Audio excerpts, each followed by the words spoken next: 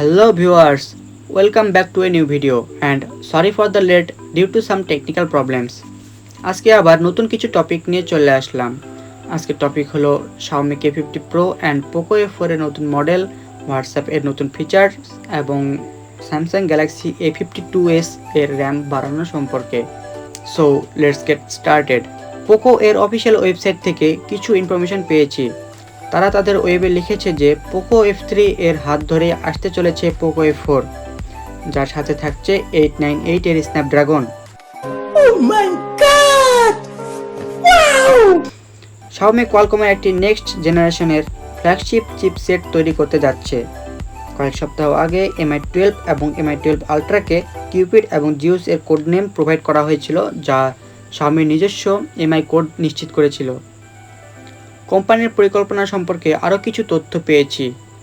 MIUI code এখন Xiaomiর পরিকল্পনায় 4টি ডিভাইস রিলিজ করেছে, যেগুলো আপকামিং স্ন্যাপড্রাগন 898 দ্বারা চালানো হবে। ডিভাইসগুলোর কোড নেম হলো Cupid, Zeus, Ingres and উকং।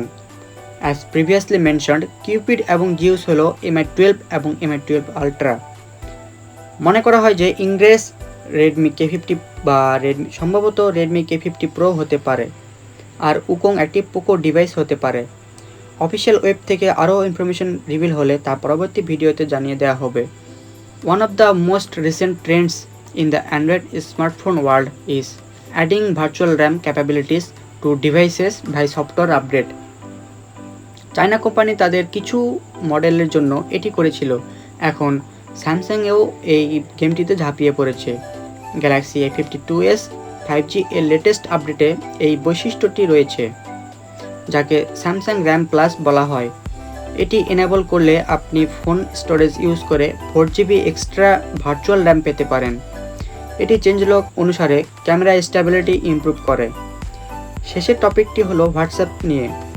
WhatsApp একটি নতুন ফিচার্স নিয়ে কাজ করছে, যা অডিওকে টেক্সটে ট্রান্সক্রাইব করবে। অনেকে বলবেন ট্রান্সক্রাইব কী জিনিস? আমরা যেমন হাত দিয়ে লিখে ডিসক্রাইব বা বর্ণনা করি, তেমনি মুখ দিয়ে বললে তার টেক্সটে অটো কনভার্ট হয়ে যাবে। এটাই ট্রান্সক্রাইব। এই ফিচারটি কবে রিলিজ হবে তা এখনও অফিসিয়ালি অ্যানাউন্সড হয়নি এবং এটি বেটা টেস্টার্সদেরও দেওয়া হয়নি। With this feature, WhatsApp users will be able to transcribe the audio message to text. প্ল্যাটফর্মটি দাবি করে যে অডিও ট্রান্সক্রাইব করার জন্য মেসেজটি ফেসবুক বা হোয়াটসঅ্যাপে পাঠানো হবে না। পরিবর্তে মেসেজ ট্রান্সক্রাইবিং সার্ভিস অ্যাপেল প্রোভাইড করবে। যাই হোক, মেসেজটি ইউনিক কোনো আইডি এর সাথে অ্যাটাচড হবে না, যা একটি বেটার প্রাইভেসি প্রোভাইড করে। অ্যাপেল এই ফিচারটি ইউজ করে তাদের স্পিচ রিকগনিশনটি ইমপ্রুভ করতে পারবে। বর্তমানে ফিচারটি শুধুমাত্র iOS-এ দেখা গেছে। যাই হোক, হোয়াটসঅ্যাপ এটি অ্যান্ড্রয়েড প্ল্যাটফর্মেও চালু করতে পারে। অফিসিয়ালি অ্যানাউন্সমেন্ট হওয়ার পর আশা করি অ্যান্ড্রয়েডেও এই ফিচার্সটি দেখতে পাবো। আর হ্যাঁ, iPhone 13 এর রিলিজ ডেট এবং স্পেসিফিকেশন সহ আরও কিছু ভিডিও রয়েছে। ডিসক্রিপশন বক্সে লিঙ্ক দেওয়া আছে, দেখে নিতে পারেন। আজকের মতো এতটুকুই। ভিডিওটি ভালো লাগলে লাইক, কমেন্ট এবং শেয়ার করবেন। নতুন নতুন ভিডিও পেতে চ্যানেলটিকে সাবস্ক্রাইব করে পাশে থাকবেন। Thanks to all.